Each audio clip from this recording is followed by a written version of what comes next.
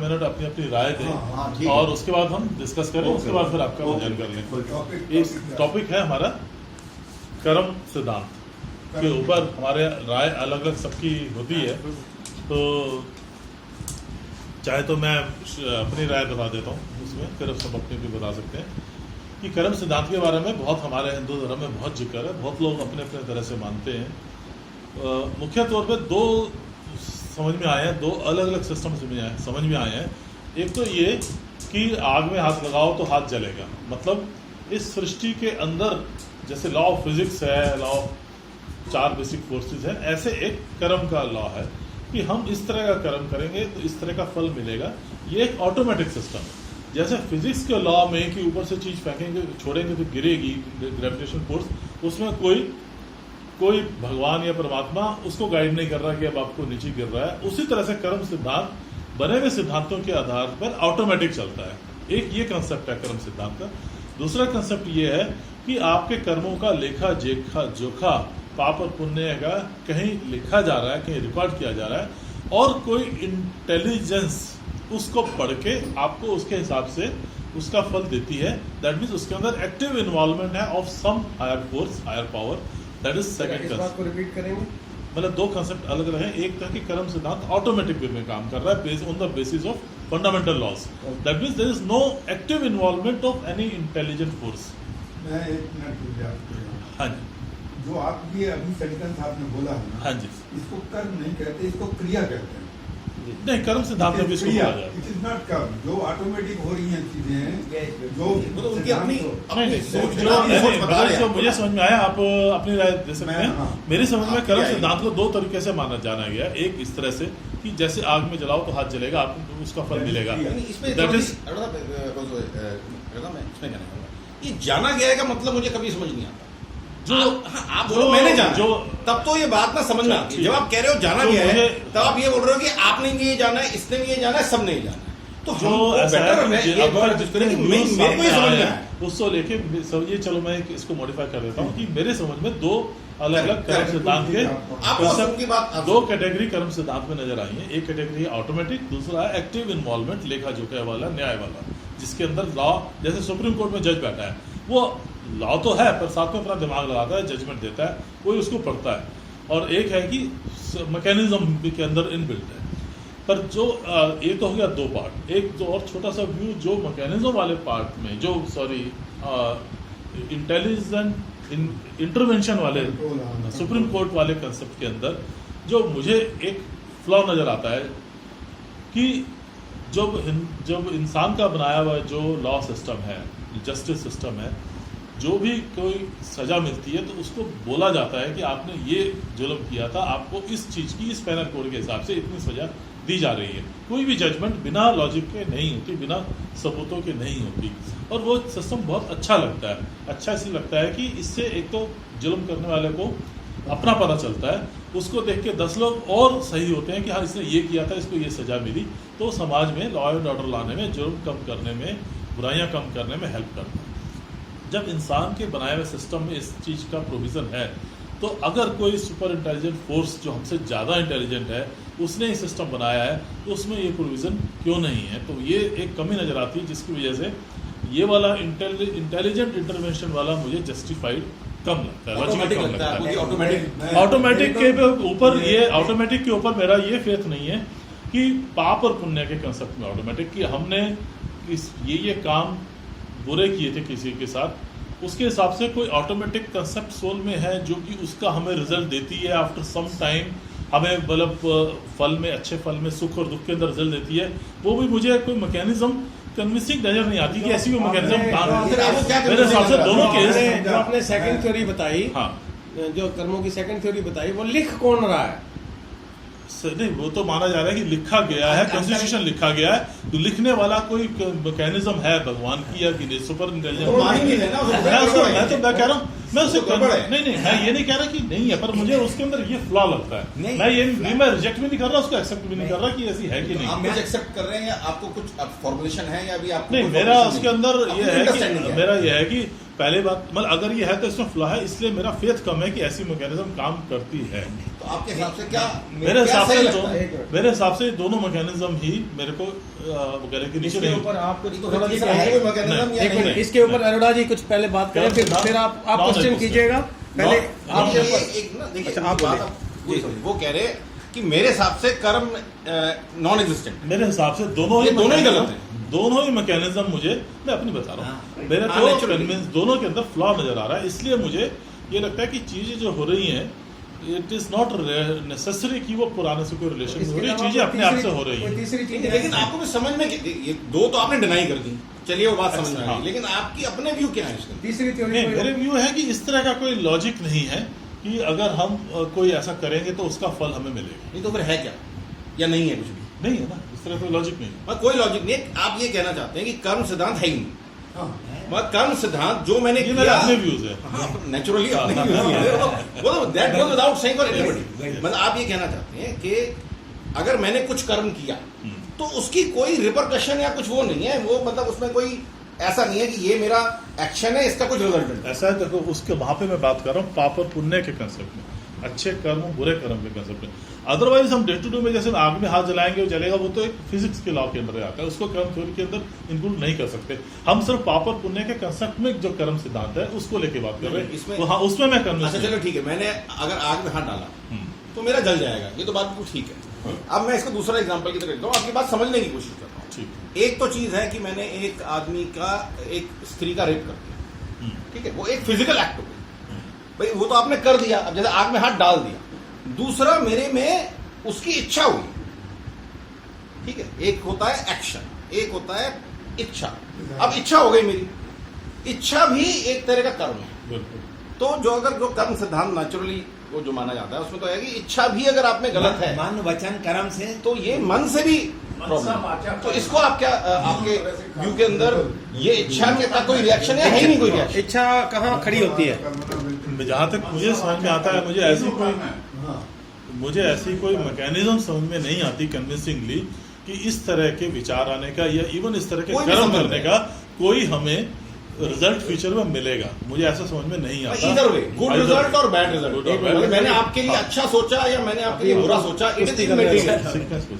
तो इस पर अगर आप ये कहें कि इसके हिसाब से मेरी भावना में कोई मतलब बुरा करने में कोई बुराई नहीं है, ये ऐसा है, वो ऐसा नहीं है, वो कैसा है, वो किस हिसाब से अच्छे कर्म होते हैं, वो अगर चाहें तो बता सकता हूँ या मैं कभी और बता सकता हूँ, पर मेरे हिसाब से डायरेक्टली कोई रिलेशन नहीं। क्वेश्चन जो आपका था वो दूसरा क्वेश्चन था कि जब सजा मिलती है नहीं वो, हाँ वो क्वेश्चन से, एक मिनट। और वो क्वेश्चन से होती है आपको। क्या? यस यस ये जब वो देता है तो वो बोलता है आपका ये कर्म था और इसलिए ये सजा आपको दी जा रही है, जी जी, वो हमें नहीं पता था। वो नहीं पता था। ऐसा देखिए, मेरा मतलब यही था कि क्योंकि वो जो सेकंड वाली थ्योरी के अंदर में उस अगर कोई इंटेलिजेंट इंटरवेंशन के हिसाब से कर्म सिद्धांत काम कर रहा है तो ये मुझे लॉजिक कन्विंसिंग नहीं लगता कि बिना सजा बताए, बिना जुल्म बताए सजा मिल जाती है। इसलिए मैं इस कंसेप्ट को ही मैं डाइजेस्ट नहीं कर पा रहा हूँ। मेरा सिर्फ ये कहना था, ये बेसिकली कह रहे हैं कि है ही नहीं कुछ, मतलब मतलब जो आपको समझ में आता है। मैं आपको एक बता रहा हूँ, सेकंड, इसके बाद आप दोनों की बातें कहाँ खड़ी हुई अब फाइनली? अब आप अपनी बात बताओ, मैंने अपनी बता दी।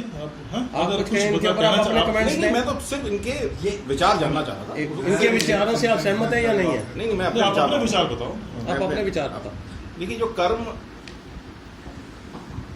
दो तरह से अग्रवाल जी ने पहले ही उसको बोल दिया, एक है ऑटोमेटिक और एक है कि कोई आदमी हमारे कर्मों का हमारे को लेखा जोखा लिख रहा है और रिजल्ट दे रहा है। और इन्होंने उसमें अपने जो फ्लॉ भी बताए वो बिल्कुल ठीक फ्लॉ है, मतलब उसका कोई सेंस नहीं बनता कि एक आदमी इतने करोड़ों करोड़ों का भगवान क्यों करेगा, या कोई भी आदमी क्यों इतना लेखा जोखा रखेगा कि मैं हर एक चीज़ का लेखा जोखा रखूँ, उसकी कोई बात बहुत ज़्यादा सेंसिबल नज़र नहीं आती। लेकिन जो दूसरी चीज़ है कि क्या हमारे कर्मों का कोई असर ही नहीं है, क्या हम जो कर्म कर रहे हैं उनकी कोई सिग्निफिकेंस ही नहीं है, क्या मैंने अगर मेरे सामने 10 रास्ते खुलते हैं और उस 10 रास्तों में से मैंने एक रास्ता पर्टिकुलरली चूज किया और 9 रिजेक्ट किए, तो क्या मेरी ये जो प्रज्ञा, ये समझ है, इसका कोई कोई औचित्य ही नहीं, अगर वो सही कहने वाले। तो ये भी बात बिल्कुल अगेन रैशनल नहीं है। मेरे जो देखे जो नजर आता है कि आपकी हर आदमी की प्रज्ञा का अपना औचित्य है, हर एक आदमी के डिसीजन का अपनी रिजल्टेंट है। उस रिजल्टेंट के अंदर सिस्टम ऑटोमेटिक है। आपने जिस तरह बिल्कुल आग का एग्जांपल दिया था अग्रवाल जी ने, मैंने अपना हाथ डाला आग के, अब वो जलेगा, उसके अंदर कोई ये नहीं है। इसी तरह से एक जो ब्रह्मांड है, हमारा यूनिवर्स है, उसके अंदर चीजें इस तरह से डिफाइंड है कि अगर आप एक पर्टिकुलर तरह से चूज अपनी चॉइस करोगे तो वो उसके चॉइस के रिजल्टेंट्स ये होंगे। अब आपकी प्रज्ञा है कि आपने 1 2 3 4 5 6 7 8 9 10 किस में चूज किया। इसके साथ एक कंसेप्ट साथ में जुड़ के आता है कि जब मैं चूज कर रहा हूं तो कौन चूज कर रहा है, क्या मेरी फ्री विल है भी चूज करने की। ठीक है, तो जब हम इसकी बात करते हैं कि मैंने कोई चॉइस करी तो फिर मेरी फ्री विल है, कितनी फ्री विल है, क्या मैं चूज भी कर सकता हूं अपने आप। तो अगर मैं चूज करने का, अगर मेरे को कोई, मैंने अच्छा काम किया बुरा काम किया, वो तो एक डेफिनेशन है अच्छे और बुरे की। अगेन इसमें मैं कहता हूं कि मैंने अगर आग में हाथ डाला तो क्वेश्चन ये नहीं है कि अच्छा है बुरा, अच्छा आदमी डालेगा तो भी जलेगा, बुरा आदमी डालेगा तो भी जलेगा, रावण डालेगा तो भी जलेगा और राम डालेगा तो भी जलेगा। इसके अंदर एग्जिस्टेंस कोई फेवर नहीं करता किसी चीज को। ये एक लॉ है, ये एक सिस्टम है। अगर आप जो करोगे उस सिस्टम आपको वैसा रिजल्टेंट देगा। तो सवाल यहां अच्छे बुरे पाप पुण्य का नहीं है।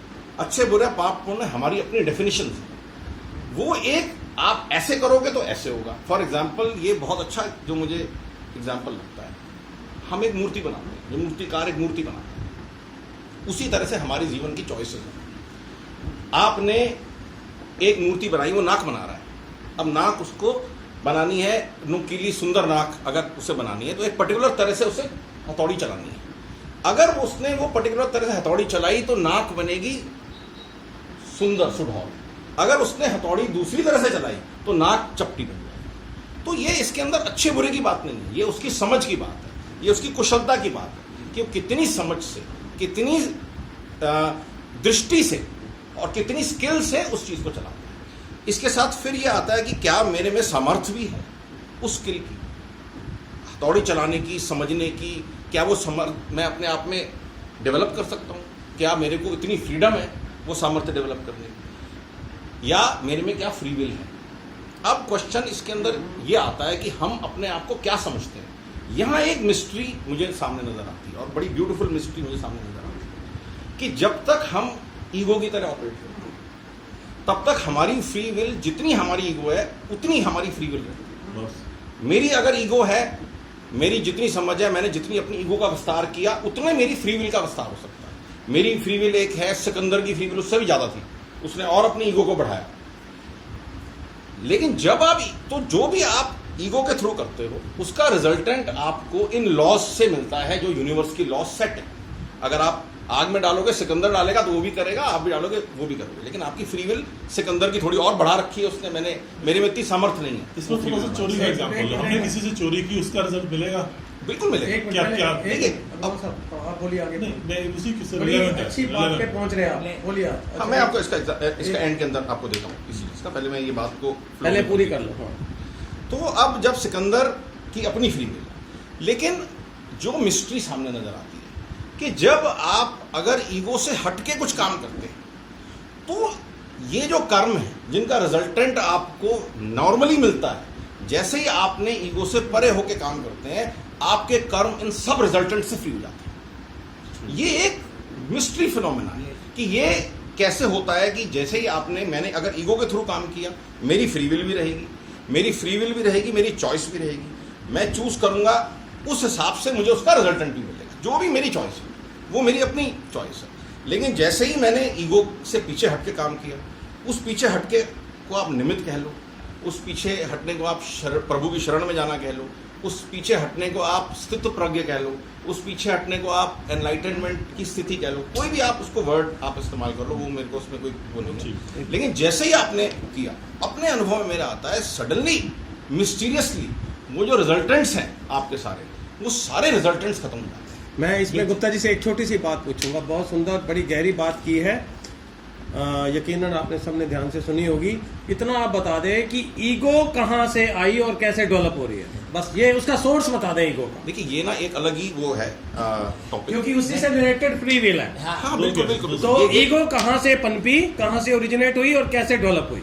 देखिए, ये दूसरा ईगो के डोमेन में अगर हम चोरी करते हैं तो क्या से मैकेनिज्म है कि चोरी का हमें कोई ना कोई पनिशमेंट लाइफ में मिलेगी? Is it a part of your concept? देखिए फिर मैं आपको बताऊं, चोरी जब आप वर्ड चोरी यूज करते हो तो उसमें आपने बहुत सारी प्री प्रेजुडिसेस लगा दी हैं। जी, जी। पहले आपने प्रेजुडिस लगा दी है कि मैंने आपके जेब से कुछ निकाल दिया तो ये चोरी है, आपने इसको डिफाइन कर दिया। आपने ये मान लिया कि जो आपकी जेब में रखा हुआ है वो आपका है, और जो मेरी जेब, जो अगर मेरे को वो नहीं करना चाहिए, तो ये आपने सारी की सारी प्रेजुडिसेस रख दी। पर ये ह्यूमंस की बनाई हुई प्रेजुडिसेस है। नेचर में इस तरह की कोई प्रेजुडिस मौजूद नहीं है। नेचर में सिर्फ इंटेंट मौजूद है। नेचर में क्या मौजूद है? ये जो आपकी जेब में रखा हुआ आपका तो है ही नहीं, वो तो एक कागज 100 रुपए का नोट है, कागज का टुकड़ा है। As far as nature is concern वो कागज का टुकड़ा है। हम सब ने उसको प्रैक्टिकल रियलिटी में 100 रुपए का नोट मान लिया या 500 रुपए का नोट मान लिया। तो नेचर के लिए इंटेंट तो क्या खराब हो गई ना इसमें भी, वही। हम दूसरे की जेब से निकाल रहे हैं, intent अब तो आ जब गई। चोरी है, ठीक है, उसी चीज को कोई बंदा लूटना कहता है, कोई बंदा रॉबिन हुड कहता है कि मैंने आपको करके गरीबों में बांट दिया। इसमें क्वेश्चन है इंटेंट का। अगर मेरी इंटेंट एक पर्टिकुलर डायरेक्शन के अंदर है तो मुझे उस डायरेक्शन का रिजल्टेंट मिलेगा। अगर मेरी इंटेंट दूसरी डायरेक्शन के अंदर रिलेटेड है तो मेरे को दूसरी डायरेक्शन का रिजल्ट मिलेगा। और अगर मेरी इंटेंट ईगो के पीछे से आती है तो I am free from the result. So any act, it is not a question of defining by human standards. It is a question of defining यहाँ by पे human थोड़ा सा- standards. आप ईगो का बता रहे थे। नहीं, यह थोड़ा सा और क्लैरिफाई करते हैं। अंडर ईगो काम कर रहे हैं और मैं किसी जो कि जस्टिफाइड है, दूसरे का हक है, वो गलत इंटेंशन से अपना बनाना चाहता हूँ, उसका रिजल्ट किस तरह से मिलेगा और क्या मिलेगा? देखिए फिर इसमें क्या मैकेनिज्म है ये? फिर सारी प्रेजुडिसेस आ गई। नहीं। इसमें ये प्रेजुडिसेस आ गई कि वो दूसरा है, पहले तो यही प्रेजुडिस है। दूसरा है कि फिर उसका ये हक है, ये एक और प्रेजुडिस है।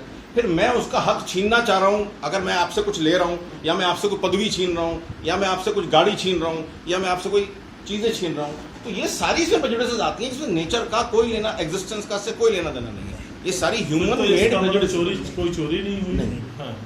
जो रिजल्टेंट कर्म का Intention। चोरी है, अगर हम उसको ह्यूमन कंटेक्स्ट में डिफाइन करते हैं, सोशल कंटेक्स्ट में डिफाइन करते हैं, हम नेचुरल लॉज को छोड़ देते हैं कि हम we are not talking about larger thing, we are talking about a society. हमने अपनी कन्वीनियंसेस के लिए कुछ रूल्स बनाए हैं। अगर हमारे को सबको एक ही डायरेक्शन में ढंग से पीसफुली रहना है तो एक हमने रूल्स बनाए हैं, and everybody is suppose to abide by the rules.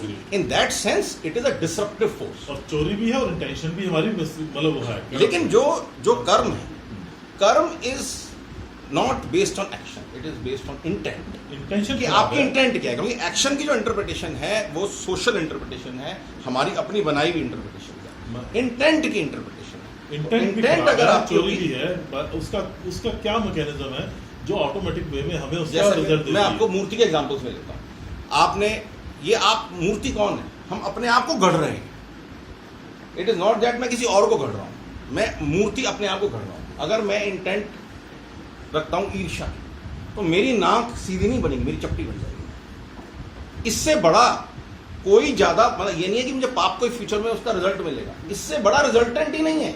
Immediately मुझे मिल रहा है, क्या वो विजिबल बाद में हो कि मेरी अपनी जो मेहता जी ने कहा था, मुझे बहुत अग्रीमेंट है उस चीज से कि हमारे सोल में विकार होते हैं। यही आप उससे विकार कहो, मैं विकार वर्ड नहीं यूज करता, कि वो चीज मेरी पर्सनालिटी में, मेरी मूर्ति में इनबिल्ट हो जाए। और उसको अगर मैंने छेनी गलत चलाई है, गलत या सही, मैंने छेनी एक डायरेक्शन में चलाई, मेरी नाक चुपटी हो जाएगी। दूसरी डायरेक्शन में चलाई, मेरी नाक सुडौल हो जाएगी। तीसरी डायरेक्शन में चलाई, कुछ और हो इसमें जाएगा। एक बात और है, अभी तो इनसे हम इस बात का प्रश्न का उत्तर जरूर जानेंगे नेक्स्ट टाइम, चाहे ले लें कि अहंकार जो ईगो है वो कहाँ से आई और कैसे डेवलपमेंट हुआ। साथ में जो इन्होंने बात की कि नेचर ऑफ लॉज एक जगह पर है और दूसरी प्रज्ञा हमारी जैसे भी है और उसी हिसाब से आग में हाथ डाल रहे हैं, तो अकॉर्डिंगली वो रिजल्ट मिलना है। बात अच्छे बुरे की बात उनकी नहीं है। अब हम ये लेते हैं, जब एक तरफ प्रज्ञा है और उसका रिजल्ट आना ही आना है और दूसरी तरफ नेचर ऑफ लॉज है जिसको हम बदल नहीं सकते, तो इसका मतलब जो भगवान श्री कृष्ण की बात हम जो ये करते हैं कि आप जो है कर्म करते चलो जाओ और फल की इच्छा मत करो, तो क्यों ना इच्छा करो फिर फल की, फल तो फिर आना ही आना है। इसका मतलब भगवान श्री कृष्ण ने कुछ ठीक नहीं कहा। एम आई राइट और रॉन्ग? नहीं, ये आपके अपनी गीता की जो आप इंटरप्रेट कर रहे हैं, अपने एंगल से इंटरप्रेट कर रहे हैं। भगवान कृष्ण को जो कह चुके हैं, मैं बता रहा हूँ, भगवान कृष्ण जो कह चुके हैं वो तो कह ही चुके हैं। उसको इंटरप्रिटेशन करने के बहुत सारे तरीके हो सकते हैं और सब फ्री इंटरप्रेट करने से। मेरे को जो समझ में आती है बात, इसके अंदर क्वेश्चन फल का नहीं है। वो कहते हैं आप फल को फोकस मत करो। It is not a question कि उसका फल, आपको फल की इच्छा होनी चाहिए या नहीं होनी चाहिए। Focus should not be fun, focus should be कि आप कर्म निमित्त होके करो, आप कर्म ईगो के बियॉन्ड होके करो। अगर आप कर्म कोई भी कर्म ईगो के बियॉन्ड होके करोगे तो उसका रिजल्टेंट आप पे नहीं आएगा। सवाल यहाँ है, तो वो उनका फोकस हमेशा, वो कहते हैं फल की इच्छा ना करो, वो शायद फोकस उन्होंने इसलिए लिया है कि हमारे गोल ओरिएंटेड सारे कर्म होते हैं हमारे, हम लोग कर्म की इंटेंट को, कर्म के ओरिजिन पे हम जोर नहीं देते हैं कि मेरा ईगो से ओरिजिन आ रहा है, मेरा किस इंटेंट से ओरिजिन आ रहा है, या ईगो के पीछे से ओरिजिन आ रहा है। हमारा उस फोकस ज़्यादा उसके रिजल्टेंट की तरफ रहता है। तो वो रिजल्टेंट से हटाने के लिए उन्होंने एक फल की बात रखी है, लेकिन इसकी जो मूल सार है, मूल सार ये है कि आप निमित्त होकर कार्य करो। उन्होंने निमित्त वर्ड यूज किया है, शरणागत वर्ड यूज किया है, क्या है आप उससे प्रज्ञा वर्ड यूज कर लो, कोई भी वर्ड यूज कर लो, लेकिन मतलब ये है कि निमित्त होके क्यों ईगो के पीछे करें? काम करो। जब हम अपने, जैसे आपने कहा ईगो जितनी बड़ी करो उतनी बड़ी मेरी फ्री विल हो जाती है, तो मैं निमित्त होके क्यों करूं? मैं अपनी ईगो को और बढ़ा दूं, फ्री विल और बढ़ी हुई है, बिल्कुल, और प्रज्ञा मेरे पास है, नेचुरल लॉज वहां है, and then I should continue. Exactly. Why कि मैं निमित्त होके क्यों करूं? बिल्कुल। अब आप निमित्त होकर क्यों कार्य करो? क्योंकि यही मिस्ट्री आती है कि एक तो क्या है आप काम अच्छा करो, क्या है आप काम बुरा करो। अगर आप ईगो के थ्रू काम करते हो, विल आप बढ़ा भी सकते हो, कितनी आप विल बढ़ा लो, आपकी मूर्ति की जो गणना है वो गणना मधुर नहीं हो सकती। यही मिस्ट्री है, ये कोई लॉजिक नहीं है इसके पीछे।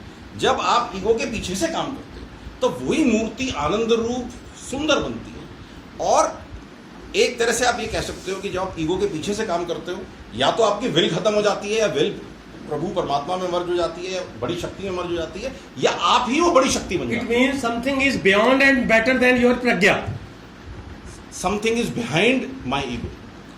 बियॉन्ड एंड बेटर देन प्रज्ञा।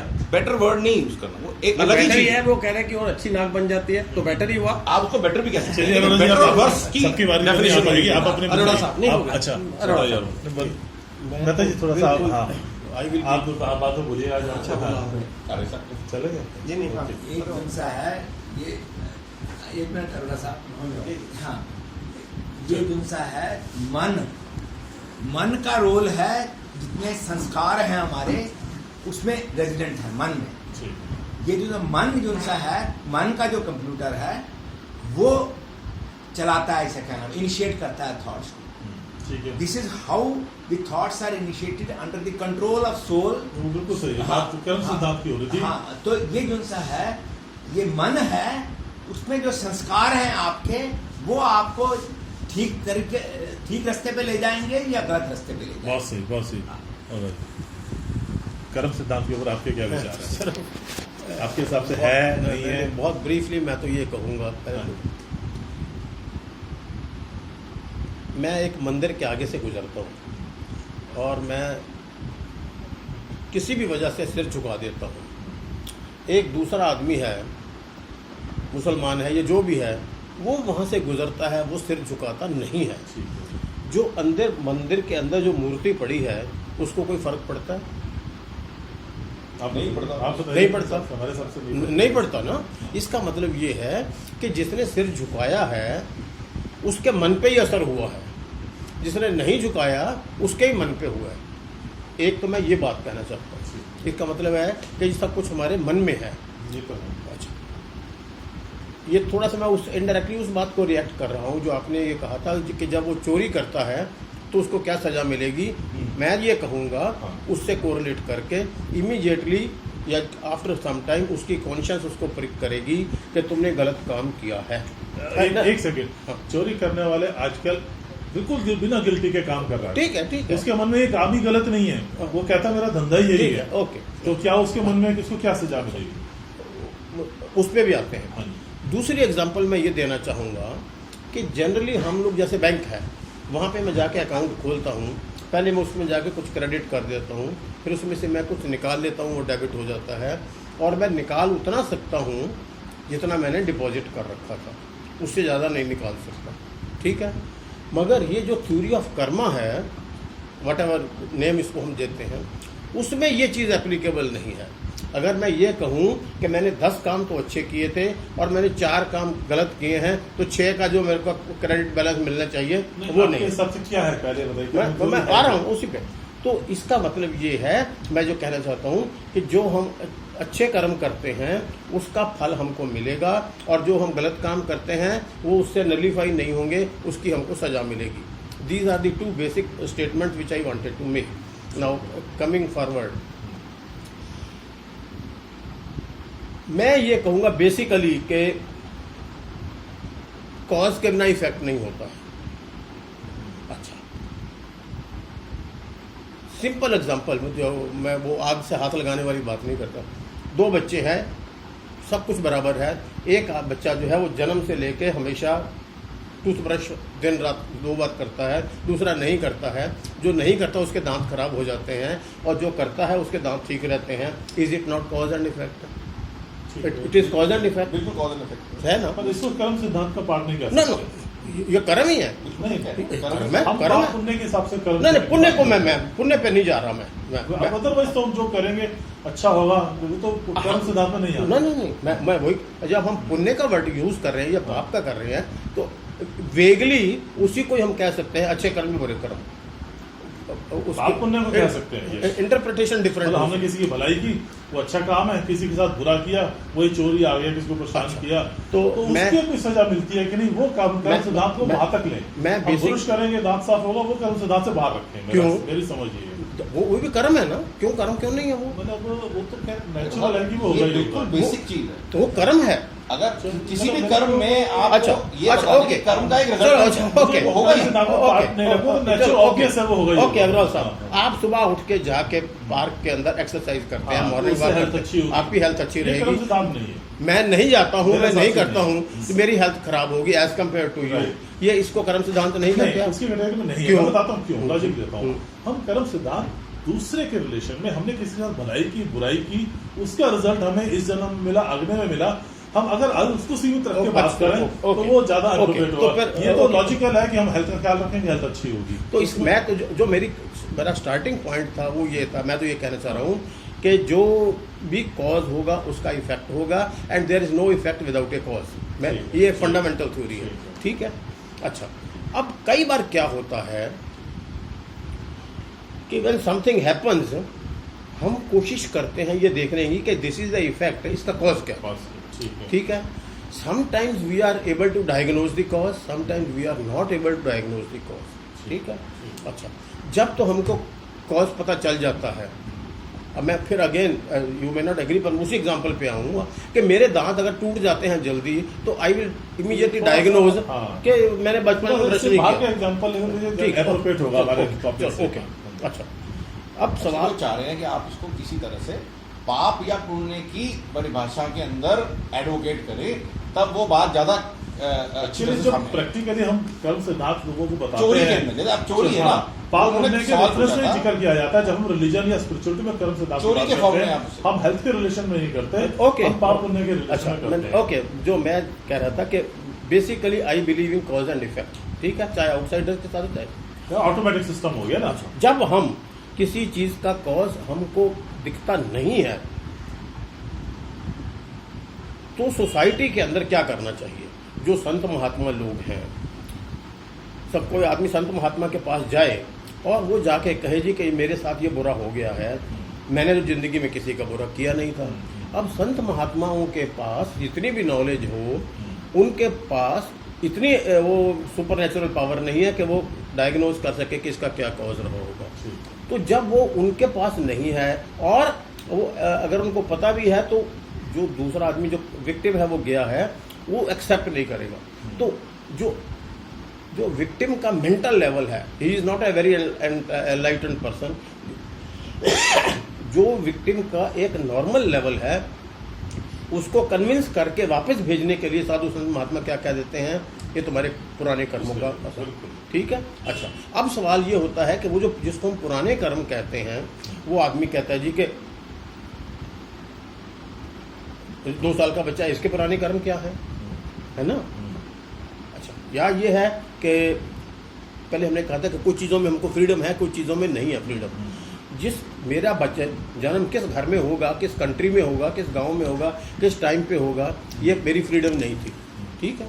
अच्छा, तो ये जो चीज़ें हैं,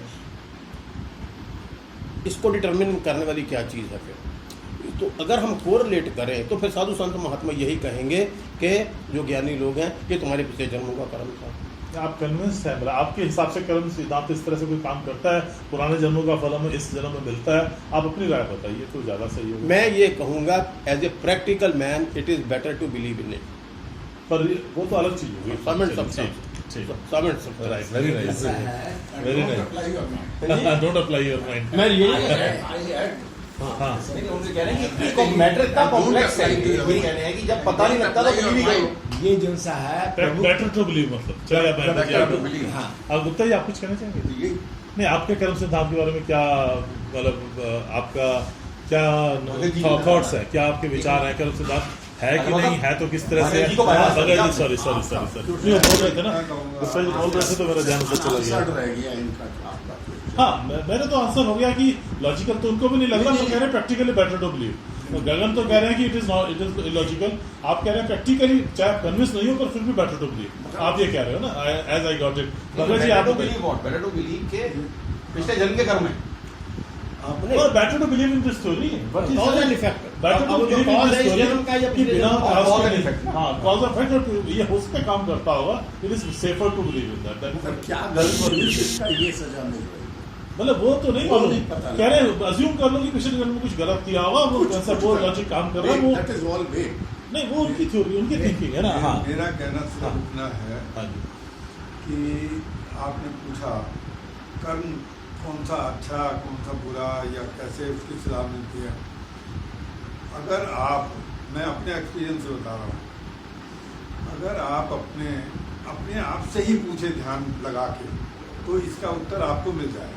ठीक है, कि चलो। ये क्या मैंने किया था, ये मुझे इसकी सलाह मिल रही है। ये सवाल वैसे मेरा नहीं था, गगन का था। मेरे को क्लैरिटी है कि क्या बुरा है क्या अच्छा है, वो तो मुझे क्लैरिटी ये है। आपको अपने, लेकिन उसके लिए आपको अपने ध्यान में बैठना होगा और आपको अपने आप से ही पूछना होगा। जब आप 2-4 सवाल अपने आप से करोगे, you will come to the conclusion that's my. गगन में like to go।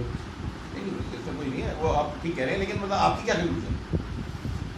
मेरा कंक्लूजन, जब मेरी कोई प्रॉब्लम, मैंने बताया प्रैक्टिकली मैंने ऐसी चीजें कई देखी हैं कि मतलब आपकी जो मुझे समझ में आ रही है बात कि आपको सजा तो मिलती है, लेकिन वो सजा का आपको कितनी बार ये नहीं पता लगता कि मेरी गलती क्या थी। लेकिन अगर आप अपने मन में झांक के देखो, प्योरली ऑब्जेक्टिवली समझो, तो आपको अपनी गलती पकड़ में आ जाएगी। हाँ बिल्कुल, यही कहना चाहते हैं? बिल्कुल आ जाएगा। नहीं, आपके हिसाब से इसका कर्म सिद्धांत काम करता है भगत जी, यही बिल्कुल, बिल्कुल। कौन सा वाला ऑटोमेटिक मैकेनिज्म में करता है या कोई इंटेलिजेंस? ऑटोमेटिक वाला तो मैंने आपको पहले बता दिया कि आपके 2 टर्म जो थे, एक को तो मैं क्रिया कहता हूँ, क्रिया है। क्रिया, अच्छा, वो क्रिया वो है। कर्म है ही नहीं। ठीक, कर्म वो कर्म है सिद्धांत नहीं है, मतलब वो। जिसको आप ये सोचते हैं कि ये करूंगा तो ये होगा, जिसको आपने पहले से सोच रखा कि मैं ये करूंगा तो ये होगा, दैट इज कर्म। लेकिन जिसमें आपको नहीं कोई सोचना साधना, जैसे आप साइकिल पे जा रहे हैं और सामने से सामने कोई आया, वो क्रिया होगी। आप कोई सोच रहे हो, वो अपने आप ही साइकिल आपकी घूम जाएगी, उसको टच नहीं करेगी, वो दैट इज क्रिया, ऑटोमेटिक। अगर आपने अरोड़ा जी का पर्स निकाल लिया पीछे से, चोरी कर ली, तो उसकी सजा मिलेगी। मतलब आप विश्वास करते हैं कि सजा मिलेगी, कर्म सिद्धांत काम हाँ, करता बिल्कुल। है और अगले सजा- जन्म में मिल सकती है, इस जन्म में मिल सकती है। आपके हिसाब से जो नहीं, हमारे वो भी- ग्रंथों में वो जो भी ये लिखा है है कि अगर आपके कर्म इतने ज्यादा वो है जिसकी सजा की जरूरत है, जो आप इस अपनी लाइफ में पूरे नहीं कर सके, तो अगले में मिल जाए। तो आपको वो पास ऑन अपने आप ही at the time of death. हाँ। तो आपके मन के अंदर जो चीजें रह गई हैं वो मतलब वो एक सवाल में आप विश्वास कर रहे हैं जो हमारे ग्रंथों में लिखा हुआ कर्म सिद्धांत, आप उससे बिल्कुल। agree एक छोटा सा और मैं इस पे elaborate करना चाहूँगा। आपने अरोड़ा जी का पर्स निकाल लिया, हाँ, मैंने अरोड़ा जी का पर्स निकाल लिया, अगले दिन अग्रवाल साहब ने इनका पर्स निकाल लिया, तो तीनों की सजा बराबर है। बिल्कुल। किस इरादे से निकाला, दैट इज इसमें इरादा जरूरी है, वही मैं समझने की कोशिश कर रहा था कि पर्स निकालने की एक्ट इंपॉर्टेंट है या इरादा इंपॉर्टेंट? नहीं, बैग वो निकालने क्या आपने इनसे कहा मैं 2 रुपए ले लूं? नहीं, हमने चोरी कर ली, तीनों ने चोरी की है। मैंने भी चोरी करी, आपने भी चोरी करी और इन्होंने भी चोरी करी, ठीक है। अब क्या चोरी का एक्शन इंपॉर्टेंट है या उसकी इंटेंट इंपॉर्टेंट? इंटेंट होती है, तो इंटेंट से ही वो एक्शन। अगर मैं इनकी चोरी का सामान लेके गरीबों को खिलाता हूँ तो वो इंटेंट ठीक है नहीं, तो वो उससे सजा नहीं मिलेगी शायद। ये जो गरीबों को खिलाएंगे इंटेंट उसका फल भी मिलेगा। उसका फल मिलेगा, उसका नहीं तो गरीबों को ये कैंसिल नहीं होगा, भी मिलेगा। पूरा लेजर है, लेजर ये डबल हो गई। ये double angle laser Sai Baba mechanism. है डबल क्या एक्शन। नाम लेजर है ना, लेजर हो गया। लोगों से हाँ जी, गुप्ता जी, आप कुछ कहें? गुप्ता जी, आपके बात पे। उनको खिलाने का फायदा हाँ, दोनों वो दोनों तो मतलब अपने आप हिसाब लगा लो आप कि अगर उसका ज्यादा फायदा है रिजल्टेंट तो ठीक है, फिर चोरी, फिर क्या बुराई है चोरी? हाँ। दोनों तो को- चलिए, ठीक है। और क्या पता अगले जन्म में मेरे देखिए, जन्म में आप तुम्हारा ना- गुजारा आप ऐश हो गई ना। इस लॉजिक को आप समझो। इस ये जन्म लॉजिक में- क्या कहता है ये चोर कि अगर मेरा फायदा है, अगर नेट रिजल्टेंट में मेरे बही खाते के अंदर if I am having an advantage तो I can even murder him, क्योंकि इनका मर्डर करके मैंने अरोड़ा साहब का मर्डर किया, कल अरोड़ा साहब सॉरी 1000 लोगों का मर्डर कर देते, कल इनकी इंटेंट थी मर्डर करने की, पर मैंने इन्हें मर्डर कर दिया पहले ही, तो इन द रिजल्टेंट अगर मेरा फायदा होता है तो मैं कुछ भी कर सकता हूँ। कोई भी बुरी act as long as that is supported by a good act, any bad act is justified. ये नहीं, नहीं, नहीं, वो आप कर, ये- वो आपको ये- अपने अंदर से नहीं, मेरे तो फायदा ही हो गया ना। ये- देखिए, मैंने एक बुरी एक्ट करी और मैंने उसके बुरी एक्ट के बेसिस के ऊपर एक अच्छी एक्ट कर दी। अब अच्छी एक्ट These के are two independent things. 10 point थे, नहीं मैं तो इसी को बोल रहा हूँ कि 10 पॉइंट थे और बुरी एक्ट के 8 पॉइंट थे, तो 10 माइनस 8 2 का मेरे जेब खर्च में जमा हो गया। Deducting नहीं होती है। अगर आप अच्छा, एक चीज और है, हमें ये नहीं पता दो कि अगर आपको आपको चोरी 10 की का अलग मिलेगा, 8 का अलग मिलेगा। ये नहीं होगा, -2 नहीं होगा।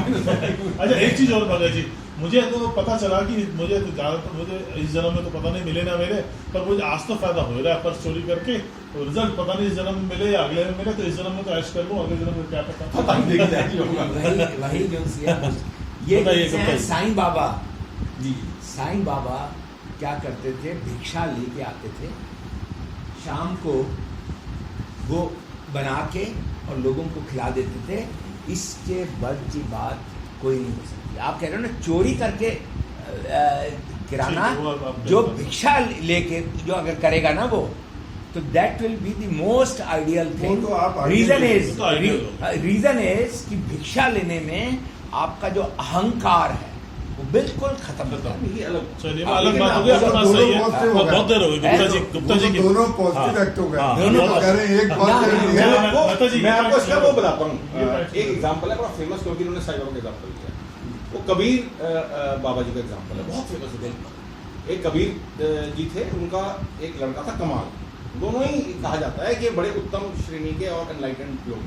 सब कभी तो वो ये कहते थे कि कबीर की वो, और बहुत लोगों को बुला लेते थे कि आओ मेरे घर में खाना खाओ, ये करो, इस तरह की उनकी वो था, सामर्थ्य थी उनकी। तो बहुत ये फेमस, बहुत बड़ी कथा कही जाती है कि उन्होंने कहा कमाल को, ऐसा यार इतने लोगों को बना दिया, रात को डिनर भी इनका बनाना है कुछ भी हमारे पास, अब क्या करें। वो बोलते हैं कि तू ऐसा कर, सुबह सुबह लोग आएंगे, रात को ना ये बनिया ऐसा, इसके बहुत गोरी पीछे पड़ी नहीं है, तू जाके ना चोरी करा, चोरी करते हैं। ठीक है, पीछे से उसकी दीवार तोड़ दे और सारा ले, और उससे हम लोग आएंगे, उनको खाना खिलाएंगे। तो वो करके उसको कमाल उसको करके ले आया। तो अब ये दृष्टि जो है, इसके अंदर उन्होंने बड़ी सहज, अगर वो कबीर एनलाइटेंड है तो बड़ी सहज तरीके से उन्होंने बता दिया कि बात इंटेंट की है, बात इसकी नहीं है कि मैंने चोरी करी, और यही चीज अगर कोई दूसरा बंदा चोरी करे तो शायद उसकी इंटेंट का। तो यहाँ पे क्लियरली पता लगता है कि इंटेंट जो है एक एक्शन की, एक्शन से ज्यादा गुप्ता जी, अर्जुन ने भी किसी को मारा। नहीं, जब हम इस चीज को कोरिलेट करते हैं ना कॉज एंड इफेक्ट से, तो जो ब्रह्म कुमारीज वाली थ्योरी बताते हैं वो पता है क्या कहते हैं कि अगर कमाल ने उसके घर से बोरी चोरी करके लाया है तो हो सकता है उससे पहले उस सेठ ने इसके घर से चोरी करके देके गया था। पुराने जमाने ये भी थ्योरी है। हिसाब किताब हो रहा है। चलिए गुप्ता जी, आप बताइए, कर्म सिद्धांत में आपका क्या विश्वास है? वो कह रहे हैं कि Mahabharata is also an example. Arjun को उन्होंने शिक्षा दी कि भाई तू युद्ध कर, और जो धर्मी लोग सामने खड़े हैं उनको मार। उसने एक आदमी ने हजारों लोगों को मारा। तो ये जो वो उस पर निस्वार्थ रहा, उसका स्वार्थ नहीं था, वो समाज के लिए उसने किया और उनका तो ये भी कर्म फल। लेकिन उसका स्वार्थ आप कैसे कह सकते हैं कि नहीं था? हैं?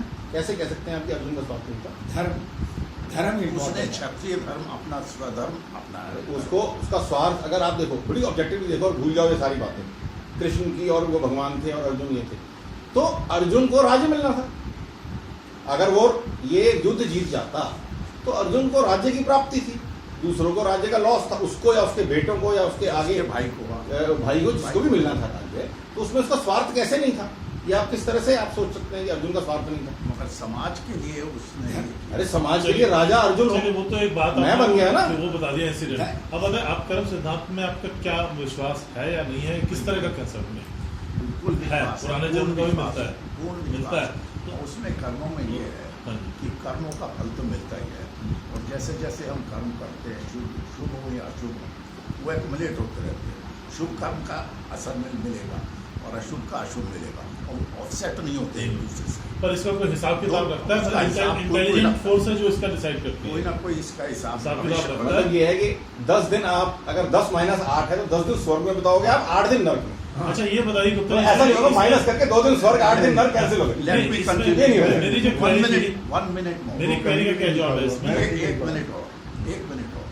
अच्छा, ये जो कर्म होते हैं, ये संचित कर्म होते जाते हैं, एक्युमुलेट होते जाते हैं, और कुछ उनका जो एक्युमुलेटेड कर्म है वो इसी जन्म में हम भुगत लेते हैं। कुछ कर्म ऐसे होते हैं जो हम इस जन्म में नहीं भुगत पाते, और वो कैरी फॉरवर्ड होके बैलेंस शीट की तरह से नेक्स्ट ईयर के लिए, नेक्स्ट जन्म के लिए चले जाते हैं, वो बन जाते हैं प्रारब्ध। ठीक है। नहीं अभी गुप्ता जी वो बताइए। जैसे कोई छोटा बच्चा अपंग होता है, मेंटली या फिजिकली रिटार्डेड होता है, पिछले जन्म कैसे होता है? उसका वो नहीं ये कंसेप्ट तो मालूम है हम सबको। नहीं उसकी दूसरी तरह ही होता है। मैं तो खैर आपकी बात से नहीं, पर आप ये बताइए जो मेरा क्वेश्चन लेकिन था वो तो कि बिना education सजा में के, होती है। बिना सजा बताए, अच्छा, बहुत से बिना जुर्म बताए सजा क्यों मेरे मिलती खुद है? एक्सपीरियंस है, कुछ ऐसे इफेक्ट मेरे को मिले हैं, इफेक्ट कि जिसमें मैंने क्या कि मेरी कोई इसमें गलती नहीं थी, कोई गुनाह नहीं था, मगर ये मेरे को सजा मिला। मगर उसका इफेक्ट यही है कि वो प्रारब्ध थी, प्रारब्ध की वजह से मेरे को उसका सजा मिली। ठीक है। ऐसे कैसे कई एक्सपीरियंस आपको भुगतने ही पड़ते हैं। पर आपके क्वेश्चन का आंसर गुप्ता जी नहीं मेरे मिला। सवाल का जवाब नहीं दिया ना। इसी के साथ और भी है, वो नहीं जवाब मिला। Bad also and good also, कि मैंने तो कोई अच्छा कर्म नहीं किया, कि- मगर फिर भी मेरे को अच्छा जो सजा फल मिलती है मिला। उसका आपने मेरे सवाल और का तो जवाब बताओ दिया ना, मैं तो क्यों सजा कि मिलती जो है? सजा जो मिलती है बिना जुल्म बताए जुल्म मिलती है, बिना- क्या ये लॉजिकल है?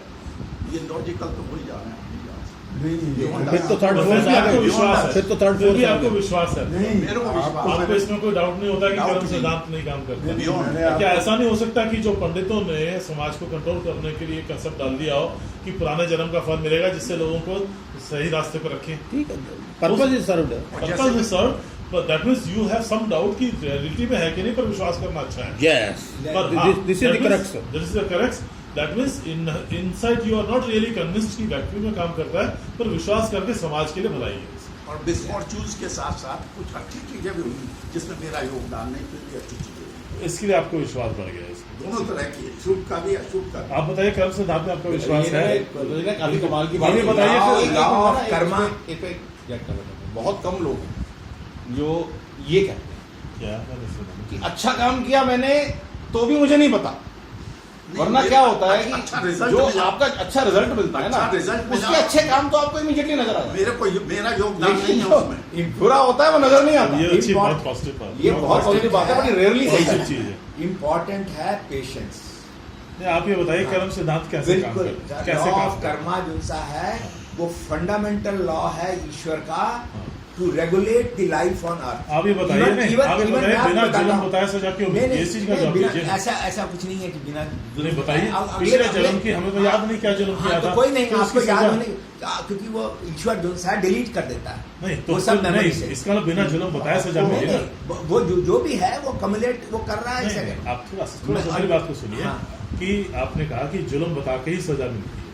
अब जब पिछले जन्म की सजा हमें इस जन्म में मिल रही है तो हमें अपना जुल्म तो नहीं बताया गया ना। हाँ, वो इसे कहना हो इसके सकता अलावा है। बिना उसके मिलती है बिना कुछ- बिना उसके भी मिलती आपके है। हिसाब से सही है। बिल्कुल, और मैं जो सा अगर सबसे आप इम्पोर्टेंट डीपली ये सोचेंगे चीज तो कहना आपको चाहता पता हूँ। लग जाएगा। क्या? पिछले जन्म का भी आपको याद आ जाएगी अगर आप इतने स्ट्रांगली ये- अपने माइंड को लेके चलेंगे। ये अच्छा, हमें प्रभु वैसे राम- पहले क्यों नहीं बता दिया जाता? प्रभु राम भी जो से हैं प्रभु प्रभु Ram may be for some logic. प्रभु राम से भी गलती हुई त्रेता युग में, और उसका जो सा है फल वो द्वापर कृष्ण को मिला। ये जो कृष्ण को जिसने हाँ, वो नहीं, भील ने मारा था ना, सुनी हुई है वो हैं? कहानी, हाँ, पता है। ऐसा कहना। तो तो ऐसी इससे तो- ऐसी बहुत कहानियां तो हैं। इससे कोई अछूता नहीं है। इसका law of Karma fundamental law है जिसको बिलीव करना आपका फर्ज है। फर्ज है। फर्ज है बस, इसे। नागपाल जी, आप विचार कर सिद्धांत के बारे में। मेरा तो ठीक आ रहा विचार है? ये है कि आपको देव ठीक आ रहा है? जो आप कर्म करते हैं, आ रही है पूरा। अच्छा या बुरा जो भी करते हैं, तो उसका फल तो जरूर मिलता है। और आपकी जो आत्मा है दोनों आ रहे हैं।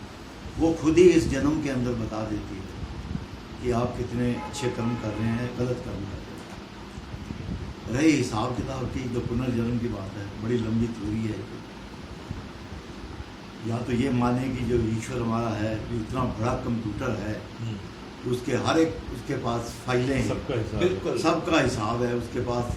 ये हम छोटे छोटे कंप्यूटर हैं, यहाँ पर हम देख रहे हैं आजकल, ये इंसान के बनाए हुए कंप्यूटर हैं, इनके अंदर कितनी इंटरनेट भी चल ही रहा है। फाइलें मेमोरी में आ जाते हैं। वो सब पता है। वो आप हो सकता है कि वो जो हमारा ईश्वर है वो इतना बड़ा कंप्यूटर हो कि उसके पास लाखों मतलब कि करोड़ों जन्म के फाइलें जो है अभी तक उसकी चल रही हैं और उसी के हिसाब से ये काम चल रहा है। ऐसा ही है। नहीं हो सकता ऐसी है, थोड़ी सी ऐसा विश्वास है ऐसा या- थोड़ा सा देखो जी, विश्वास भी आता है इस बात के पहली ऊपर तो सुनी होगी कि देखिए ना कि आज जो बच्चा पैदा हुआ, ठीक है, माइंड वो बच्चा पैदा हुआ, एक के घर के अंदर बिल्कुल अच्छा हुआ, दूसरे में उसके कुछ खराबी हुई किसी तरीके से, तो वो या तो उसके कर्म की बात है या उसके पेरेंट्स की कर्म की बात है। ये कुछ ना कुछ कर्म की थ्योरी है जिसकी वजह से ये हमें मतलब ये इन भुगतना बातों से होता है। इंडिकेटिव विश्वास आपको है कि कुछ काम करता हाँ, है। मुझे इस बात पर विश्वास होता है। एक चीज थोड़ी सी आप सोच के आप कहते हो सभी अच्छे कर्म का अच्छा रिजल्ट मिलेगा, जी, जी। बुरे कर्म का बुरा रिजल्ट। जी जी, ये एक कर्म की सिंपल सी थ्योरी है जो एक लॉ में की तरह है। ओके। इसमें अच्छा क्या है और बुरा क्या है? इसमें जुनसा नहीं है। नहीं, अच्छा तो मैं उनसे देखिए ना, अच्छा वो है जो कि आप किसी के लिए अच्छा करते हैं। अब मान लो इन्होंने एग्जांपल दिया था वो एक दांत साफ करने वाला, ठीक है। अब एक आदमी ने दांत, बच्चे ने बड़े अच्छे तरीके से किए, उसको कोई परेशानी नहीं हुई। जो आदमी ब्रश नहीं करता था उसको परेशानी हुई। आप इसको कर्म के थ्योरी में इन्होंने ले आए, भाई ये भी एक कर्म है, इन्होंने कहा ये कर्म नहीं है। अब ये कहते हैं कि इसका फल उस आदमी को, वो ये कहता है कि जी अगर मैंने नहीं करा तो उसका फल मुझे मिल रहा है, मैं किसी को नुकसान तो नहीं कर रहा हूँ। मगर एक्चुअली क्या है कि वो नुकसान कर रहा है, उसको ये नहीं पता कि जो मैं कर्म कर रहा हूँ उसके हिसाब से मेरे पेरेंट्स इससे दुखी होंगे, हो सकता है कि उनको परेशानी उठानी पड़ेगी। तो इसका मतलब वो दूसरे आदमी को पीड़ा दे रहा है, अपने को पीड़ा नहीं दे रहा। उसने अपने को तो ये सोच लिया कि यस मैं किसी को पीड़ा नहीं दे रहा, ये तो मेरा कर्म है, ये सिर्फ मेरा कोई पाप नहीं है। मगर एक्चुअली वो पाप है क्योंकि वो इस चीज़ को नहीं कर रहा, क्योंकि वो दूसरे को दुखी करेगा किसी न किसी वक्त, उसके पेरेंट्स को सजा मिलेगी। ऐसे तो कोई भी लिमिट ही नहीं है। फॉर एग्जाम्पल अगर मैं कहूँ कि मैं तो एग्जाम में बैठा हूँ, जी जी, ठीक है, अब मैं एग्जाम में फर्स्ट आ गया तो जो दूसरा लड़का फर्स्ट आना चाहता था मैंने उसको दुखी कर दिया और अपने पेरेंट्स को खुश कर दिया। ये तो बड़ी अजीब सी बात हुई। नहीं, उसके कर्म की डिपेंड करता है ना, मैंने उसके तो अपना कर्म जो किया कर्म ना। है। पूछ रहे हैं कि मैंने अपनी अच्छा और पढ़ाई बुरा करी। कर्म, अच्छा और बुरा कर्म कैसे डिफाइन हाँ, वही मैं- वो तो डिफाइन आपकी आत्मा करती है, वो तो खुद ही बता देती है आपको आपने अच्छा किया या गलत किया है। आज दिन भर आप अपने आप को इंट्रोस्पेक्शन करिएगा ना इवनिंग में, अब घर में जाकर शाम को आप भरिएगा आज आपने 20-25 कर्म किए हैं, चोरी से कितने गलत किए। चोरी अच्छा कर्म है, बुरा है? इसके अंदर चोरी करना अच्छा कर्म है, बुरा है? चोरी करना अगर किसी को नहीं बताया और किसी की चीज है और आपने चुरा ली है तो डेफिनेटली वो कर्म अच्छा नहीं है। मगर अगर आप कन्विंस हैं कि ये आदमी पहले ही चोर है, इसके पास कोई चोरी का सामान पड़ा हुआ है, अगर मैंने उठा लिया है और मैंने उठाकर किसी और को दे दिया है, उसकी सेवा हो गई, तो हो सकता है कि वो मतलब कि बुरा कर्म ना हो, वो अच्छा कर्म हो। ये कैसे जजमेंट हो? तो ये जजमेंट तो उसको आप ही खुद ही पता लगेगी ना। उसकी If अपनी he is conscience convinced- करेगी। अगर वो कन्विंस नहीं है तो डेफिनेटली वो चोरी है। ये मेरा कंसेप्ट है कि मतलब आपका जो मेन क्वेश्चन था हाँ, ना, हाँ, जी, उसका मेरे पास रिप्लाई तो नहीं है, हाँ। मगर उससे मिलती जुलती कुछ मैं एक एग्जांपल दे सकता बहुत हूँ अच्छा। कि किसी आदमी की डेथ हुई तो जब वो ऊपर गया, इट इज जस्ट इलस्ट्रेशन है ये, तो उसने भगवान को कहा, भगवान ये तो बड़ी गलत बात है, आपने मेरे को कोई वार्निंग ही नहीं दी कि I am going to die so quickly. तो भगवान कहता है अरे मैंने तो तुमको बहुत मैसेज भेजे थे, तुमको कोई मैसेज नहीं मिला? कहता नहीं। कहता देखो सबसे पहला मैंने मैसेज आपको ये भेजा था कि मैंने आपके बाल सफ़ेद कर दिए थे, you should have got the indication भेद क्यों हुआ? फिर उसके बाद मैंने थोड़े दिनों बाद मैंने फिर आपको इंडिकेशन दी, आपकी आईसाइट वीक होगी, आपने चश्मा लगा लिया। फिर मैंने आपको इंडिकेशन दी, तुमको सुनना कम हो गया, आपने वो लगा लिया, हियरिंग एड लगा लिया। और मैं इंडिकेशन पे इंडिकेशन देते जा रहा हूँ, पर आप इंडिकेशन को डिफाई करते जा रहे थे, डिफाई करते जा रहे थे या उसका सर्कमवेंट कर रहे थे, जो भी है। तो इसका मतलब ये है कि there may be some correlation, मगर हमको पता नहीं चलता है या हम जानना नहीं चाहते। मैं एक सिंपल एग्जांपल, मैं घर से निकलता हूँ, जैसे मैं जा रहा हूँ, यूं ही मैं अपने घर से बाहर थोड़ा निकलता हूँ, एक अंधा है इधर कोटपुर में रहता है, वो रोज़ गोपाल मंदिर में जाके बैगिंग करता है। तो जिस दिन वो मेरे को मिल जाता है यहीं पे कहीं, मैं उसका हाथ पकड़ के वो मदर डेयरी वाली रोड क्रॉस करके वहाँ छोड़ देता हूँ। अब ये करने के बाद अगर मैं ये कहूँ कि मेरे को दुख हुआ, नो, इट इज़ नेचुरल कि मेरे को थोड़ी सी अंदर से एक पॉजिटिव फीलिंग ही आएगी। आपने ये कहा था ना कि पाप क्या है, मैं एक और एग्जांपल देता हूँ, उससे again I will come back. वो इंग्लिश में कहते हैं कि it is very difficult to define what is reasonable. It is difficult to define what is reasonable. As compared to that, it is easier to define what is unreasonable. इसी तरह से जो पाप और पुण्य वाली बातें हैं, we may not be able to have exact definition, मगर हमारी आत्मा कह देगी based on the prevalent practices or या acceptability of ideas in this society at present. This society in this युग। अरोड़ा जी, मैं बताऊं, हिंदुस्तान में बहुत सारे ट्राइब्स ऐसे हुए हैं जहाँ पे उनका गांव, पूरे कस्बे ऐसे हैं जो सिर्फ डाकुओं के गांव होते थे, वो मंदिर होते हैं वहाँ पे, वो उनका धार्मिक पेशा ही यही है, रास्ते पे जाना है, लोगों को मार देना, उनसे लूट लेना, रख लेना। 1% गिल्टी नहीं है, उनकी आत्मा में कोई आवाज़ नहीं आती कि मैं गलत काम कर रहा हूँ। तो ऐसे भी हैं बहुत। ठीक है, बिल्कुल है। अगली बात मगर अब ये देखिए, जो आपकी बात से ना ये क्लैरिटी है ना, it is not a question of action, it is a question of intent behind. Intent तो है ही है, तो इसका मतलब उस केस में काम तो गलत कर रहे हैं, पर उनकी ना तो इंटेंशन कर रहा है, उनके मन में है ही नहीं, तो सजा तो फिर भी मिलेगी। As per the law of कर्म तो सजा फिर भी मिलेगी, मगर वो कब मिलेगी वी डू नॉट नो। आपको नहीं मिलनी चाहिए, कर्म मिलनी चाहिए, मगर मिलेगी भी, मगर कब मिलेगी इस जन्म में मिलेगी, वी डू नॉट नो। वही कब के ऊपर मेरा सवाल है, पर आपने इसका जवाब दिया कि गॉड उसका कोई मैसेज भेजता है, पर हम समझ नहीं पाते। आपने जवाब दिया। आपको ना आप ओशो की धारणा बताता हूँ। हाँ जी, ओशो की धारणा बताता हूँ। उसमें वो हमेशा उनसे ये ऐसा सवाल है जो जनरली पूछ ही लिया जाता है कभी ना कभी। तो जो ओशो कहते थे कि जो आप अपनी अवेयरनेस से करते हो, जो भी कर्म आप अपने अवेयरनेस से करते हो, अगर आपको पाप पुण्य डिफाइन ही करना है तो वो पुण्य है, और जो आप अपनी अनअवेयरनेस से करते हो वो पाप है। अगर इसको और मैं क्लैरिफाई करूं कि जो आप अपने ईगो के थ्रू करते हो, वो बोलते हैं जो भी आप अपनी ईगो के थ्रू करते हो आप पुण्य कर ही नहीं सकते, वो संभव ही नहीं है, लॉ है। This is how the whole structure of the universe. पुण्य सिर्फ और सिर्फ ईगो के बियॉन्ड हो सकता है। अगर आपका एक्शन ईगो के बियॉन्ड आता है तो वो पुण्य है, और ईगो के साथ आता है कोई इंटेंशन हो आपकी कैसी, उसका प्रत्युत्तर तो आपको मिलेगा। नहीं, वो पाप है, जो ईगो के थ्रू कर रहे हैं वो सब पाप है, पाप ही है, हो नहीं सकता और कुछ। अगर आपको पाप और पुण्य को डिफाइन करना है, हम अपना घर बना रहे हैं, फैमिली बना रहे हैं, बच्चे पैदा कर रहे हैं, कैरियर बना रहे हैं, वो पाप हो गया क्या? I'll tell you why, how, in what context you नहीं, देखो आप इसको रिजेक्ट मत करो, आप इसको नहीं, समझ लो, अपने आप इस बात के लिए कर रहे हैं। को, आप इस बात को समझो। वो क्या कहने की कोशिश कर रहे हैं? वो ये कहने की कोशिश कर रहे हैं, ऑल्दो मेरी अंडरस्टैंडिंग इतनी बड़ी नहीं हुई है, लेकिन मैं तो सिर्फ उनकी बात बता रहा हूँ, इसलिए मैंने अपनी बात पे नहीं कही थी बातें, उन्हीं की बात नहीं कह रहा कि आपके एक एक्शन है, उसके बहुत सारे रिजल्टेंट्स होते हैं।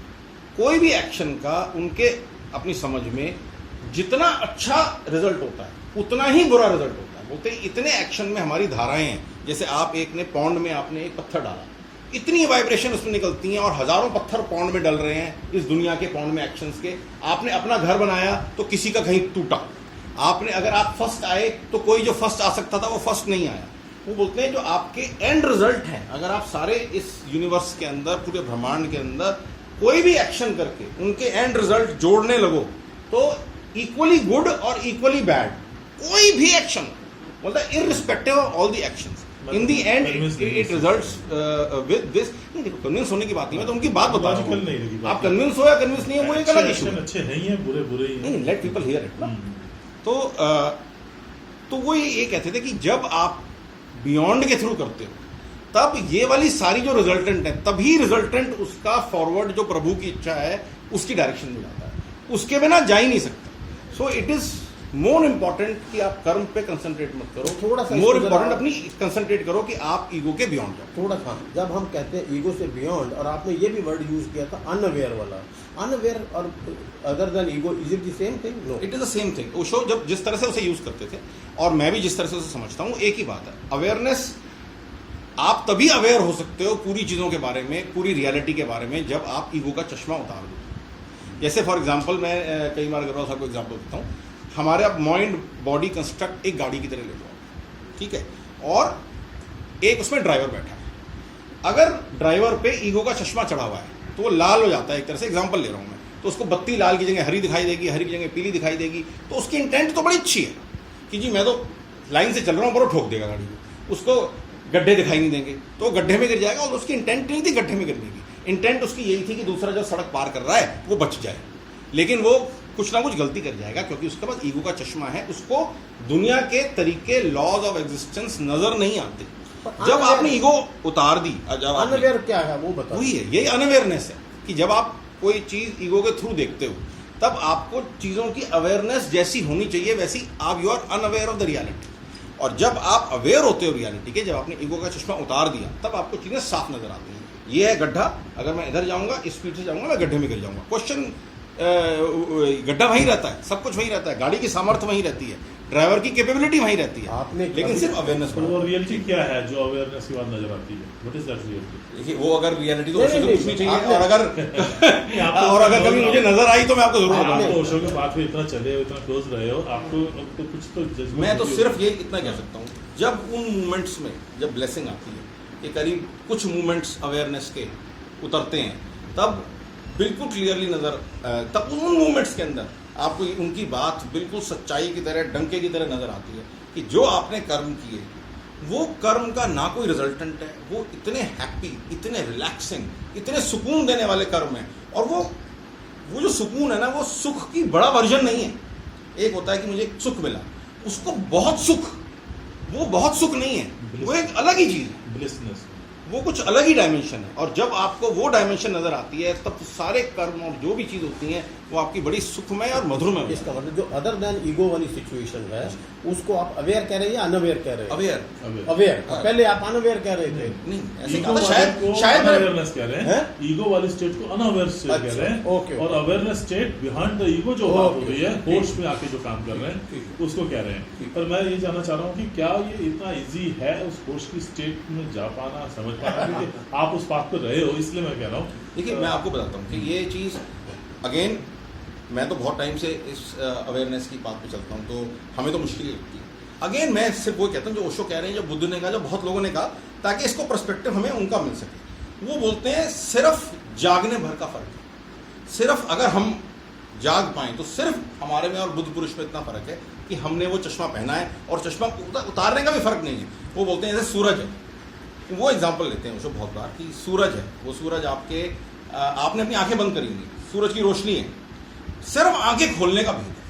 आपने आंखें खोली या ईगो का चश्मा उतारा, या वो वर्ड्स, किसी भी वर्ड में उसको आप पुट कर लो, it is extremely, you have just forgotten it. इस अवेयरनेस को मैं अपनी समझ से थोड़ा बताने की कोशिश करूं दो शब्दों में, जो मुझे समझ में आया है अब तक अध्यात्म पे जितना समझ में आया कि वो अवेयरनेस क्या है, वो होश क्या है।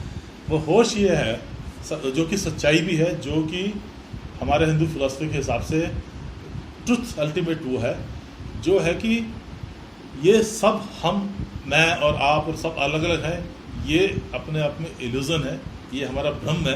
एक्चुअली में हम सब एक ही चेतना है, और वो चेतना की अवेयरनेस अगर हमारे अंदर है तो हमारे से जो होगा वो शुभ कर्म ही होगा, वो ज्ञान है, वो विवेक है।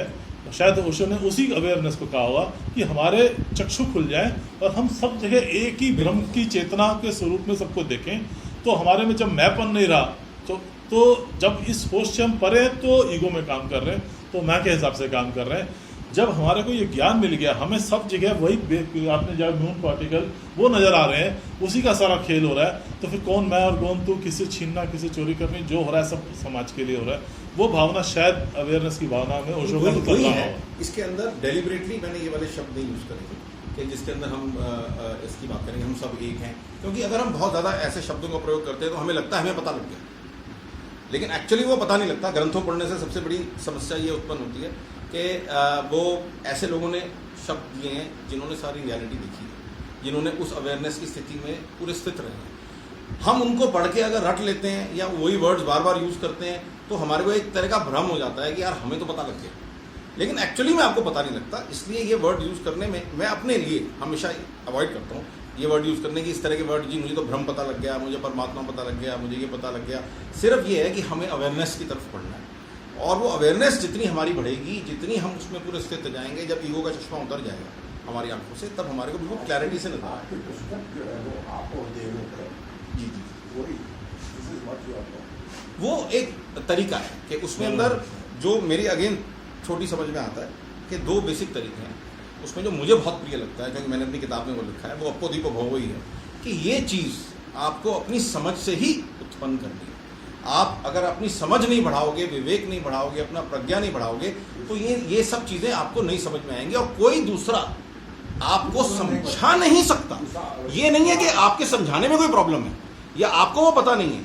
अगर अग्रवाल साहब पूरे फुली मोक्ष को प्राप्त व्यक्ति हैं तो भी वो मुझे नहीं समझा सकते। ये नहीं है कि इनको पता नहीं है, इनकी समझाने की शक्ति में या मेरी समझने की शक्ति में प्रॉब्लम है। ये फंडामेंटली पॉसिबल नहीं है कि ये अपना एक्सपीरियंस मुझे बता सके। तो मुझे अपना दीपक खुद ही बनना है। इनके दीपक को देख के मैं थोड़ा सा गगन और मेरे विचारों में फर्क है। हम दोनों बात एक ही कर रहे हैं। गगन का कहना है कि ये बात कहने का कोई फायदा नहीं है, मुझे इस चीज़ का कहने का फायदा नजर आता है वो, और ये हमारे सारे ग्रंथ, गीता जोर जोर से इसको कह रही है कि आप वो चेतना हो, आप वो मतलब ब्रह्म हो, और वेदों में, वेदांत में बहुत कहा गया है। और मुझे इसका फ़ायदा इसलिए नज़र आता है कि एटलीस्ट जब हम बात करते हैं कि आप ईगो से बाहर की बात करो, होश में रहो, तो हमें कई बार वेगनेस ही लगती है, हमें समझ में नहीं आता क्या है। अब चाहे हम उस स्टेज में नहीं पहुंचे, पर एक थ्योरेटिकली एक इमेज क्लियर हो गई कि वो चीज़ है जहां हमें पहुंचना है और वो जीवन की सच्चाई है, तो हमें एक पता चल जाएगा कि हाँ, वहाँ पे जब हम रहेंगे तो हमारे से जो काम होगा वो शुद्ध होगा, वहाँ तो एक डायरेक्शन मिलेगी। इसलिए मुझे उस चीज़ को कहने में, अपने बातों में भी मैं उस चीज़ को इस्तेमाल करता हूँ। और मैं अब तक, जैसे गगन ने कहा, जितना मैंने पहले जाना, उसके बाद इसके अंदर विचार और गहराई से जाते गए और अनुभव भी आती चली गई, और वो चीज़ में स्थित बढ़ती जा रही है। तो इसलिए, और मैं को लगता है कि अगर वो मैंने थ्योरेटिकली नहीं जाना होता तो शायद वो प्रोग्रेस नहीं होती।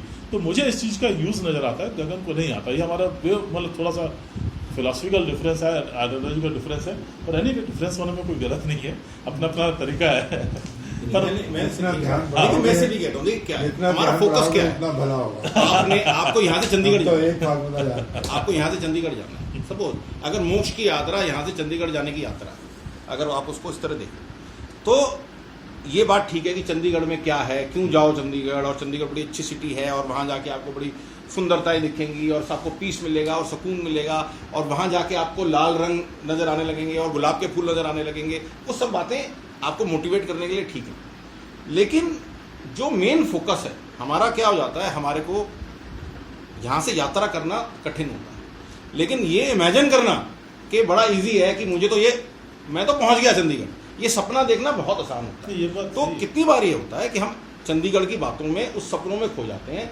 और जो गीता के अंदर या जो मैंने मैक्सिमम प्रवचनों में देखता हूँ, हम बातें करते हैं चंडीगढ़ की। हम ये बात नहीं करते आप ये बस पकड़ो, आप पहले क्या करो, पैसा मेहनत करो, पैसा कमाओ, पैसा कमाने के बाद आप बस पकड़ो, बस का टिकट बुक कराओ, टिकट बुक कराने के बाद सामान बांधो, बस में चढ़ो और जाओ। इस पे फोकस जीरो है, और हमारा फोकस होता है मैक्सिमम टाइम पे चंडीगढ़ में क्या हो रहा है।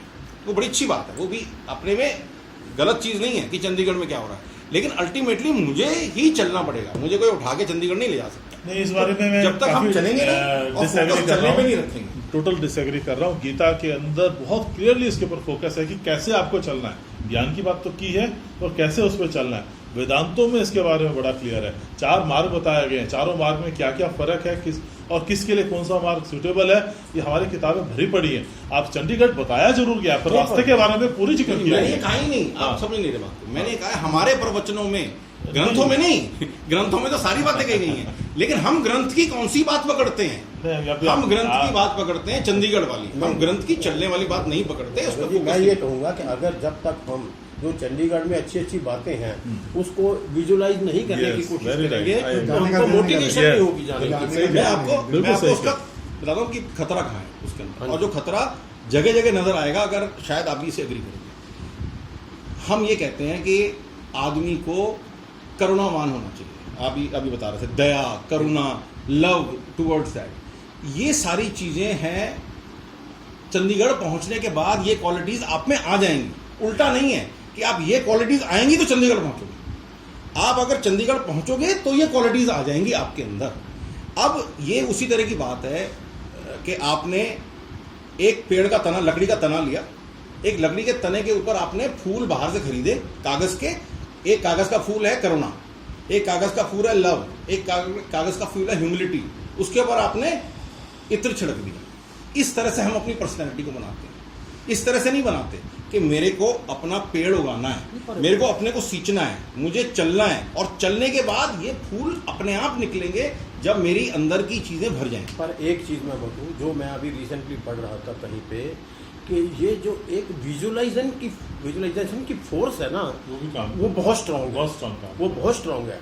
इट इज़, वो डॉक्टर लोगों ने जो एक्सपेरिमेंट किए हैं वो ये कहते हैं कि एक आदमी को आप उसकी फिजिकल फिजियोथेरेपी करते हो और दूसरे आदमी को आप मेंटली करवाते हो, इफेक्ट्स में भी सिमिलर। तो इसका मतलब है कि ये जो विजुअलाइजेशन है कि चंडीगढ़ में क्या होगा, वो उस इट में वर्क एज ए मोटिवेशन। मैं आपको इस पर अपने अनुभव बताता हूँ और अपनी समझ बताता हूँ। ये फिजिकल वर्ल्ड में जो ये बातें हैं ये बिल्कुल परफेक्ट है, और जो हमारी इनफैक्ट कोई भी फिजियोथेरेपीज है, कोई भी हमारी चीज़ें हैं, हमारी मेंटल एस्पेक्ट्स बहुत स्ट्रांग है इससे। और बहुत सारी चीज़ें अगर हम मेंटली समझें तो वो सारी की सारी फिजिकल फिजियोथेरेपी सब फेल हो जाएंगे उसके सामने, जो मेंटली हम प्रोग्रेस करेंगे। लेकिन जो अध्यात्म की दृष्टि है वो माइंड से बियॉन्ड की दृष्टि है। वो माइंड के, ऐसा नहीं है कि माइंड की चरम सीमा है, वो माइंड के बियॉन्ड की डायमेंशन है। उसके अंदर ये माइंड की विजुअलाइजेशंस, ये माइंड की, इससे माइंड स्ट्रेंथन होता है। क्या होता है? इससे माइंड और स्ट्रेंथन होता है। हमारे को माइंड के बियॉन्ड उतरने की विधि है। तो माइंड के बियॉन्ड उतरने के अंदर ये रुकावट है। जो विजुअलाइजेशंस हैं, जो इस तरह की वो हैं, वो मोटिवेशनल के लिए ठीक है कि हाँ आपने समझा, आपने मोटिवेट किया, लेकिन फिर आपको कंसंट्रेट चंडीगढ़ पहुंचने में करना है। उसके बाद ठीक है, आपको एक बार मोटिवेशन मिल गई, लेकिन उसके बाद concentration should be on the way. हाँ, मैं दो चार लाइनें करूंगा तो टाइम बहुत ज्यादा नहीं, होगा। आप बोल के करो। हाँ। जिंदगी का सफर है ये कैसा सफर, कोई समझा नहीं, कोई जाना नहीं। जिंदगी का सफर है ये कैसा सफर, कोई समझा नहीं, कोई जाना नहीं। है ये कैसी डगर, चलते हैं सब मगर, कोई समझा नहीं, कोई जाना नहीं। Thank you very much. बहुत बढ़िया, बहुत बढ़िया। आप सब आए, आपका बहुत स्वागत। आपकी आज मीटिंग हमारी बहुत लंबी रही और कर बहुत नहीं पाया। हाँ माता जी बोलिए, हाँ, चलिए। हाँ, ये जरा जो मन है ना, मन बुद्धि तो जैसे प्रोसेसर है इसे कहते हैं। यस, जो मन है वो वर्किंग मेमोरी है, और उसमें जो भी संस्कार हैं हमारे, जो भी बचपन से संस्कार जो हैं वो सब कहीं पे डिपॉजिटेड रहते हैं। जो सोल है वो मेन कंट्रोलर है, मेन कंप्यूटर है, इसे कह रहा हूं।